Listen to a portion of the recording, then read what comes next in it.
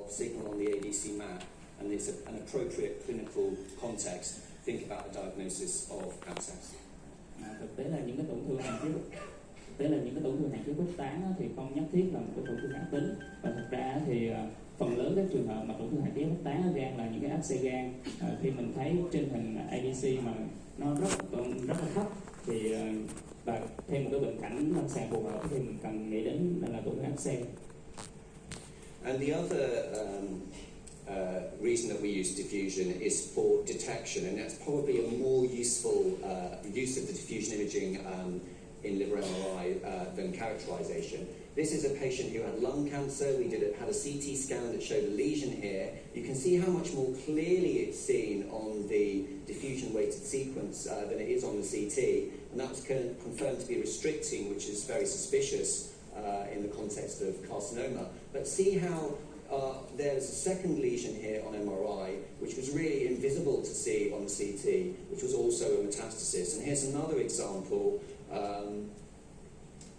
of a patient in whom a lesion was seen on CT, but there were actually 3 lesions on DWI. So very important to not offer this patient surgery on the basis of a CT until you've done the MRI to confirm how many lesions are present. Thực tế là tôi thấy cái vai trò của hình ảnh khuếch tán nó quan trọng ở cái việc mà phát hiện những cái tổn thương hơn là việc cái đánh giá cái đặc điểm của tổn thương. Trên hình minh họa là mình thấy một cái tổn thương nằm độ thấp ở gan thì tương ứng với một cái tổn thương hạn chế khuếch tán trên hình MRI. Tuy nhiên là hình MRI có phát hiện thêm 1 hoặc 2 cái tổn thương hạn chế khuếch tán khác. Khi đó thì hình CT nó không có rõ.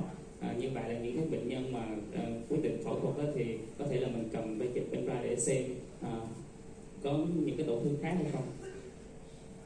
So moving on to consider dynamic vascular sequences now. Don't forget your general principles of looking at the morphology of a lesion on MRI. And I'm going to be talking about that when I talk about the malignant liver lesions. But benign ones, same as CT, we would expect these lesions to be well marginated, have smooth margins, have homogeneous signal. Things with very, very low attenuation on CT would obviously be benign. And it's important to also consider that lesions that are small, if you're not sure whether there's something malignant or benign, you're going to be 10 times as likely to be correct if you say this is a benign lesion. Even in a cancer patient, a 1 centimetre lesion, there's a 90% chance that's benign. Trên slide là những cái nguyên tắc chính khi mà phân biệt cái tổn thương lành tính hay ác tính, thì tôi chỉ có nhấn mạnh một cái đặc điểm đó là với những cái tổn thương nhỏ hơn 1 cm thì nếu mà bạn không chắc này là một cái tổn thương lành tính hay ác tính thì nếu mà bạn nói là lành tính thì hơn 10 lần là bạn đúng, khoảng 90% cái tổn thương này là lành tính. So let's move on now in the interest of time to talk about some lesions. So hemangioma, I'm sure you guys won't have too many difficulties making a diagnosis of hemangioma. It's the commonest benign liver tumour, and they have uniform high T2 signals I've already shown you. They quite often have a relatively lobular contour, and they have a very characteristic enhancement pattern, which I'll show you in a moment. So these lesions are often detected on your screening ultrasound scan, and we know from the European guidelines that if the lesion is in a young patient, it's less than 3 centimetres, we can probably say this is likely to be a hemangioma. We don't need any further imaging. If the patient has chronic liver disease, if there is a previous history of malignancy, or the lesion is over 3 centimetres, the current recommendation is we proceed to MRI in those patients. So we have the nodular peripheral enhancement pattern, which I'm sure you're all very familiar with. And they stay as a lesion of very, very high signal on the delayed phase. So they're the typical enhancement pattern of hemangioma. Tôi đang nói về cái tổn thương hemangioma thì có vẻ là đây là cái tổn thương mà các anh chị cũng thường gặp trên lâm sàng, và cái này nó cũng là một tổn thương gan lành tính thường gặp nhất, thì thường nó sẽ có tín hiệu sáng hồng nhất trên T2 và có đặc điểm bắt thuốc điển hình. Thì cái hình ảnh trên siêu âm như lúc nãy mà nó phản âm dài trên siêu âm thì theo hướng dẫn của châu Âu, nếu một tổn thương nhỏ hơn 3 cm và ở những cái bệnh nhân mà không có nguy cơ ác tính thì chúng ta sẽ không làm gì thêm. Còn nếu mà tổn thương bệnh nhân mà có nguy cơ của bệnh ung thư gan thì chúng ta cần những phân biệt MRI. This particular lesion is very large hemangioma, and it does have some kind of scar. This isn't a characteristic feature, but it is something that we occasionally see in hemangioma. This image, you should look at the early vascular phase very carefully, because to make a confident diagnosis of cavernous hemangioma, particularly in one of these lesions that's very large like this, you should have a gap between the nodules of the peripheral enhancement. So there is a subtle difference between nodular peripheral enhancement and irregular rim enhancement. So we need to see some discontinuity between the areas of enhancement in the early vascular phases to be confident that this is hemangioma and not something else. Trên hình là một cái tổn thương hemangioma lớn, và chúng ta có thấy là ở trung tâm của nó có một cái sẹo tín hiệu K2, thì mặc dù đây là một cái hình ảnh không có điển hình, nhưng mà tôi cũng muốn đưa ra ở một cái hemangioma lớn thì chúng ta phải đặc biệt lưu ý ở trên hình ảnh thì động mạch. Khi đó cái tính chất bắt thuốc điển hình của hemangioma là bắt thuốc nốt thành và không liên tục. Đặc biệt là chúng ta cần phải chú ý, nếu mà nó là một cái bắt thuốc liên tục thì nó không phải là một cái điển hình của hemangioma. Be aware that in small hemangiomas, you won't see the peripheral nodular enhancement. They're what they call flash filling. So these lesions will fill straight away in the arterial phase, and they will remain hypervascular compared to liver, even into the equilibrium phase. So we quite slightly cheekily call this the mother-in-law phenomenon, because the contrast arrives too early and it stays too late.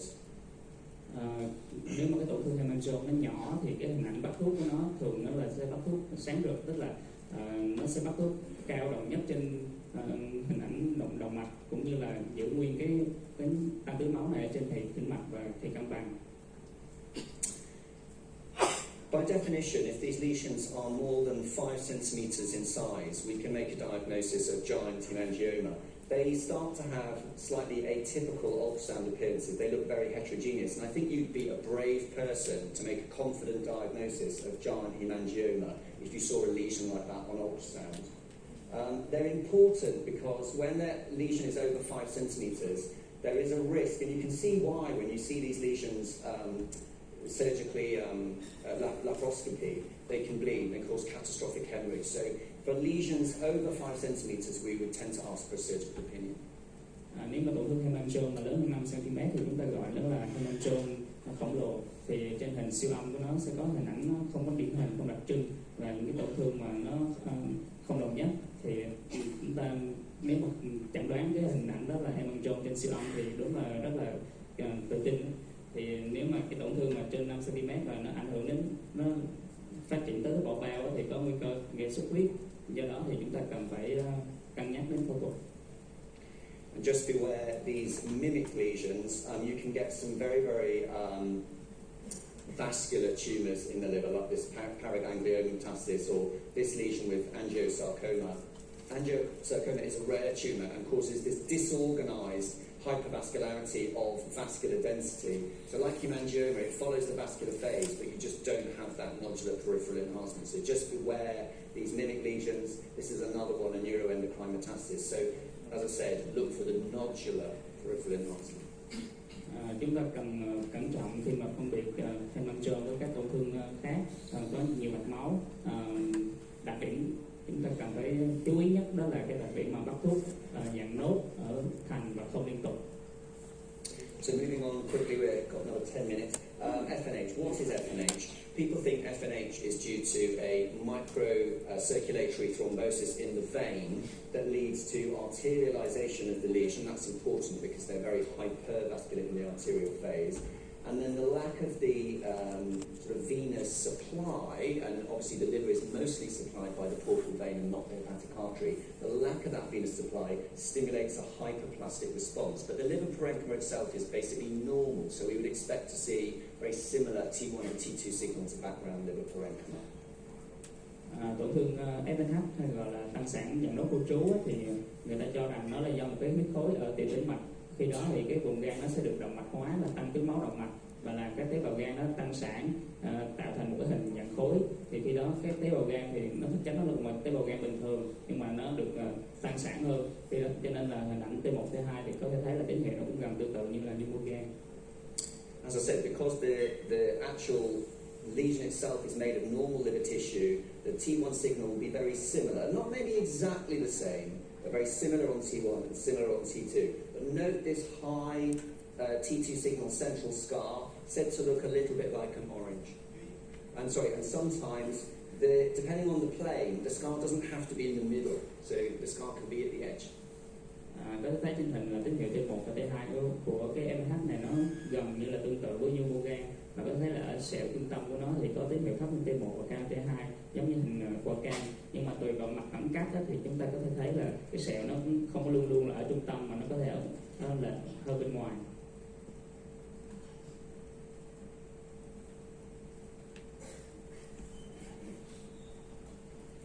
Okay, so because this is now an arterialized lesion, we've blocked the vein, which causes this hyperplastic response in the liver parenchyma. They're very, very hypervascular in the arterial phase, but notice how uniformly hypervascular this lesion is. So that would tend to suggest something benign, not something like hepatocellular carcinoma. We have a central scar that tends to be, doesn't enhance early, and the scar tends to enhance late. These are sort of fibrous central scars with late enhancement. Vì cái tổn thương này nó đã được động mạch hóa do tăng tứ máu động mạch và tắc các tĩnh mạch, cho nên chúng ta thấy nó bắt thuốc mạnh ở thùy động mạch, và để ý chúng ta có thể chú ý là cái tổn thương này nó bắt thuốc rất là đồng nhất, khác với những cái tổn thương ác tính như là HCC thì nó bắt thuốc nó không có đồng nhất, cái sẹo của trung tâm thì nó bắt thuốc muộn ở cái muộn. Okay, so finally adenomas. What are adenomas? Well, they are hepatocytes separated by dilated vascular sinusoids. These are tumours that are usually solitary, occasionally multiple, but usually solitary, and they are associated with oral contraceptive use and less commonly with glycogen storage disorders. Cuối cùng là adenoma là ổ tuyến các tế bào gan, thì nó gồm các tế bào gan ngăn cách bởi các xoang mạch và thường gặp ở những bệnh nhân có nhiều nhi dùng, thường đỡ ổ, và thường gặp ở bệnh nhân dùng thuốc tránh thai. These lesions have certain characteristics which help us to characterize them, but the characteristics are not seen in every case. So perhaps the most useful thing seen most commonly is the presence of intralesional hemorrhage. And patients with large adenomas quite frequently present with spontaneous bleed. So they present with right upper quadrant pain, cardiovascular collapse. You put them through imaging which shows this hemorrhagic lesion. If it's a young woman, then it's likely to be adenoma. They can have a pseudocapsule and they can contain intralesional fat, and these are things that help us make the diagnosis. Có một cái số đặc điểm gợi ý cho adenoma như là xuất huyết ở trong khối u, hoặc là có vào bao giả, hoặc là ở trong u. Thì nếu một bệnh nhân mà nữ trẻ mà đến với một cái tổn thương gan như xuất huyết, u bụng thì chúng ta có thể nghĩ nhiều đến adenoma. Okay, so they present with bleeding. Here's some examples of patients that have bled. And then over time they resolve and sort of break down and form these sort of resolving sort of cavities within the liver. Thấy là hình ảnh cái tổn thương xuất huyết ở trong gan thì có nhiều giai đoạn và bắt đầu phát triển.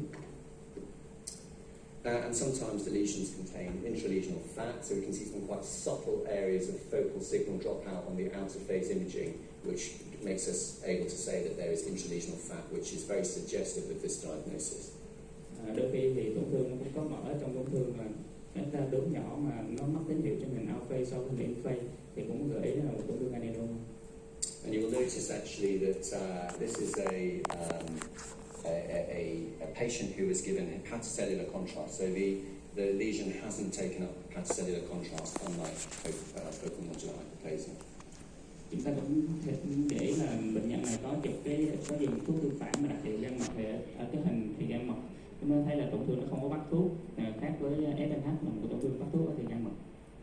So this is just a summary table in the last few minutes, just to describe the sort of MRI characteristics of these typical adenomas. I think you can sort of read that for yourselves. But in my experience, that patients don't read the textbooks, and they sometimes have sort of mixed features. But these are the classic features that are described for the various subtypes of adenomas. Steatotic, classically have focal fat. These inflammatory lesions classically have very high T2 signal, and then there's these beta-catenin expressing adenomas. Often very difficult to differentiate from HCC because of their patchy signal, and there is of course a risk of HCC in those lesions, and some of those patients will go into resection or biopsy, of course. Trên slide là tóm tắt những cái đặc điểm của các thể của adenom. Thì thường là bệnh nhân nó sẽ không có giống như trên tách thuốc, mà thường là sẽ có những cái đặc điểm mà nó phối hợp với nhau. Nhưng mà tôi vẫn xin nhắc, ví dụ như là ở thể nhiễm mỡ thì có mỡ khu trú trong tổn thương, thể viêm thì tín hiệu cao trên T2, còn thể beta catenin thì có những cái tín hiệu mà dạng mãn cao trên T2 thì nó rất là khó phân biệt với HCC, mà tổn thương này cũng có nguy cơ HCC, cho nên là đôi khi chúng ta cần phải sinh thiết tổn thương.